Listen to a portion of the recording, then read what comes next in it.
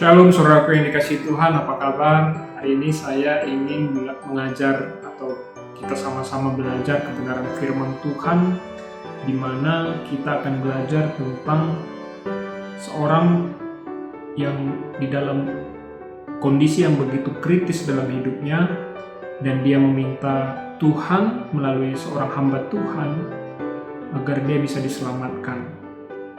Ada seorang perempuan, istri dari seorang nabi yang pada saat itu nabi-nabi itu baru dibunuh, berjumpa dengan Elisa. Elisa ini adalah seorang nabi juga, dan dia mengatakan bahwa hidupnya sedang kritis. Dia harus membayar hutangnya kepada orang-orang yang banyak pemberi hutang kepada dia, sehingga kedua anak perempuannya harus diambil untuk menjadi hamba bagi orang itu. Dan dia datang kepada Elisa dan dia memohon kepada Elisa untuk membantu. Elisa bertanya, apa yang bisa kubantu? Apa yang ada di dalam rumahmu? Lalu perempuan itu berkata bahwa dia memiliki satu buli-buli minyak. Artinya minyak dalam jumlah sedikit, hanya itu yang aku miliki. Lalu Elisa bilang, kumpulkan bejana-bejana mungkin dari sekeliling rumah, dari tetangga, lalu kumpulkan di dalam rumah dan tutuplah pintu. Dari buli-buli minyak ini tuangkanlah ke setiap bejana itu sampai semuanya penuh. Lalu perempuan itu dan kedua anaknya melakukannya, dan apa yang terjadi? Mujizat pun terjadi.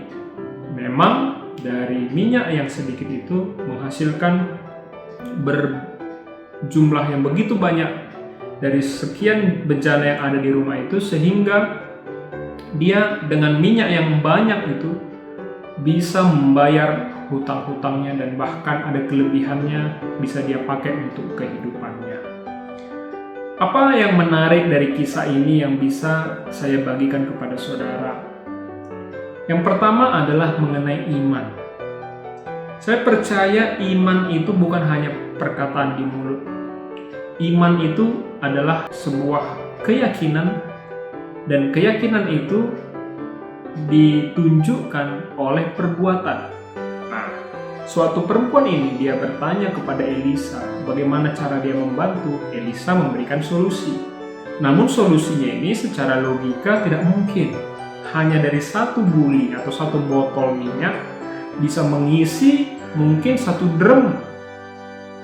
Misalnya jumlahnya kalau dijumlahkan gitu ya, dari hanya satu botol yang begitu kecil untuk mengisi bejana yang satu drum besarnya, 200 liter misalnya. Apakah mungkin? Kalau saudara diminta oleh Tuhan melakukan itu, apakah saudara percaya? Dan apa yang dilakukan oleh perempuan dan anak-anaknya? Mereka mengumpulkan bejana-bejana dan melakukannya. Inilah iman yang disertai dengan perbuatan.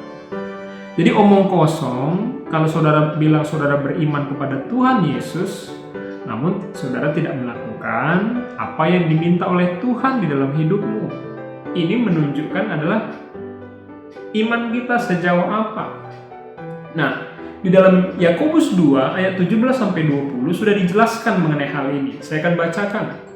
Di ayat 17 dikatakan demikian. Demikian juga halnya dengan iman, jika iman itu tidak disertai perbuatan, maka iman itu pada hakikatnya adalah mati. Tetapi mungkin ada orang berkata, padamu ada iman dan padaku ada perbuatan. Mungkin ada istilah itu. Oke, kau punya iman, aku punya perbuatan. Aku akan menjawab dia, tunjukkanlah kepadaku imanmu itu tanpa perbuatan, dan aku akan menunjukkan kepadamu imanku dari perbuatan-perbuatanku. Lihat. Bagaimana kita bisa menunjukkan iman kita tanpa kita berbuat? Misalnya, saudara mengatakan bahwa saudara mengasihi keluarga saudara, tetapi saudara tidak pernah bersama-sama dengan anak dan pasangan saudara, menelantarkan mereka, menyia-nyiakan mereka. Saudara tidak punya waktu dengan keluarga saudara, saking sibuknya.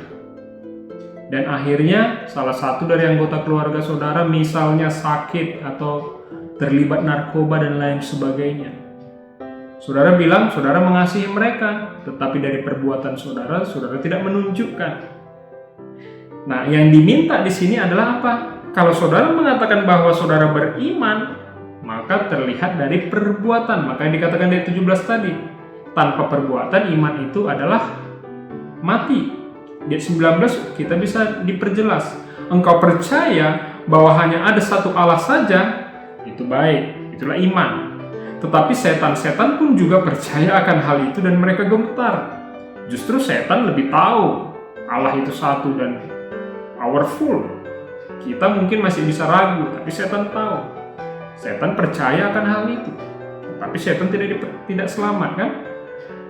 Nah, di ayat 20 dikatakan, hai manusia yang bebal, maukah engkau mengakui sekarang bahwa iman tanpa perbuatan adalah iman yang kosong? Betul. Ya.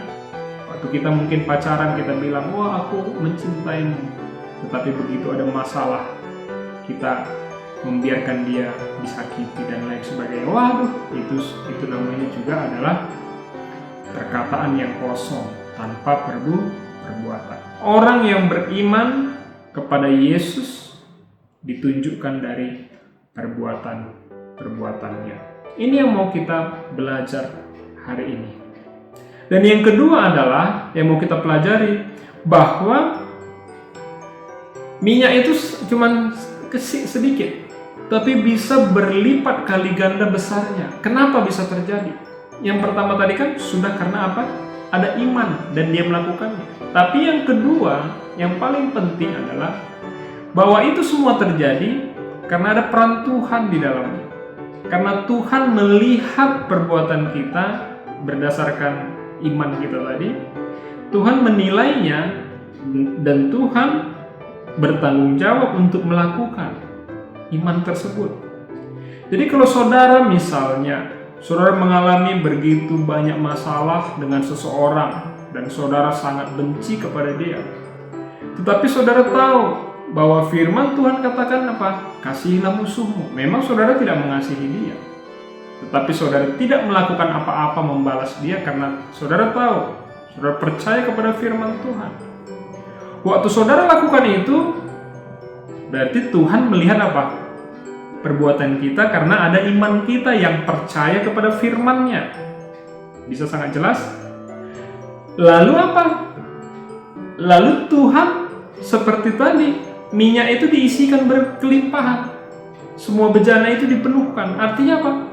Lalu Tuhan bekerja sesuai dengan apa? Dia lihat iman kita melalui perbuatan kita. Oh, ternyata Pak Budi ini sungguh luar biasa imannya. Dia lakukan apa yang kuminta. Lalu Tuhan berikan yang Tuhan mau lakukan untuk membuat kita menjadi apa? Mulia, menjadi selamat, menjadi kita ini menjadi orang yang sudah lagi tidak harus bayar hutang, bahkan berkelimpahan seperti ibu tadi. Jadi waktu kita mempercayai firman Tuhan, itu adalah suatu hal perbuatan yang berdasarkan iman kita yang dilihat Tuhan, dan akhirnya Tuhanlah yang bekerja. God will do the rest. Waktu kita melakukan yang terbaik, apa yang terbaik? Melakukan sesuai iman kita, melakukan sesuai apa yang diajarkan Yesus kepada kita.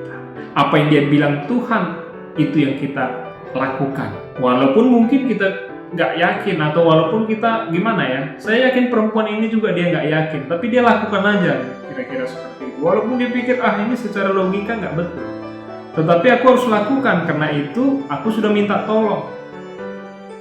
Demikian juga lah kita.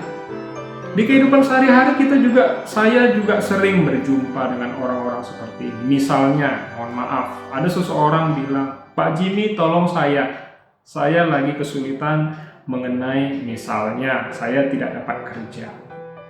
Lalu saya memberikan solusi, saya memberikan solusi, tolonglah Bapak, ayolah jumpain, mungkin ada seseorang teman saya di tempat lain. Lalu Bapak tunjukkanlah bahwa Bapak punya kemampuan dan lain sebagainya. Namun biasanya orang tidak gampang percaya kepada apa yang saya katakan, atau dia berpikir Dia bilang gini kepada saya, enggak Pak, saya ada solusinya, seperti ini, tapi Bapak bantu saya lakukan ini. Saudara bisa ngerti nggak sebenarnya maksud saya tadi? Kalau kita meminta tolong kepada orang, kita harus mendengarkan orang itu. Apa saran-saran dia dan kita jalanin aja. Kenapa? Karena kita sudah minta tolong sama dia. Tapi sering sekali kita gini, enggak Pak, saya nggak cocok pekerjaan itu. Saya nggak bisa saya ngomong. Saya masih banyak kekurangan saya. Ya itu namanya tidak percaya.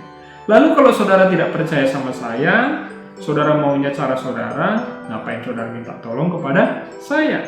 Sama seperti perempuan tadi, betul? Dia bilang kepada Nabi Elisa, tolonglah Nabi, bagaimana aku mengatasi solusi? Nabi katakan apa? Nabi Elisa bilang, yang harus dilakukan, dan perempuan itu taat melakukannya. Inilah namanya iman. Sering sekali kita melalaikan ini. Yang sering kita lakukan adalah apa? Suatu kita bilang kita percaya kepada Tuhan. Waktu Tuhan suruh kita sesuatu, kita tidak lakukan. Kalau sesuatu itu membuat nama kita baik, kita lakukan. Kalau sesuatu itu membuat kita senang, kita lakukan. Begitu apa yang diminta Tuhan kita nggak suka, kita pura-pura nggak mengingatnya, kita nggak melakukannya. Karena kita merasa nggak mampu melakukannya. Memang betul, saudara nggak mampu melakukan. Tapi cobalah lakukan. Coba aja lakukan. Apa perintah Tuhan yang saudara harus lakukan menghadapi segala masalah. Saya kan percaya. Suatu saudara taat kepada apa yang diminta Tuhan. Berarti saudara beriman bahwa saudara sedang percaya apa yang dilakukan. Lalu Tuhan yang akan bekerja di dalam kehidupan saudara. Demikian dua hal yang penting. Yang pertama adalah iman kita adalah perbuatan kita, dilihat dari perbuatan kita. Dan yang kedua, waktu kita melakukan perbuatan kita, Tuhan yang bekerja memuliakan kita. Biarlah hal ini menguatkan iman kita. Kalau saudara diberkati dengan video ini, ayo share kepada teman-teman, subscribe di channel YouTube saya, lalu kita boleh sama-sama belajar. Saudara kalau minta didoakan atau minta sesuatu solusi, saudara boleh komen di line komen yang ada. Tuhan Yesus memberkati.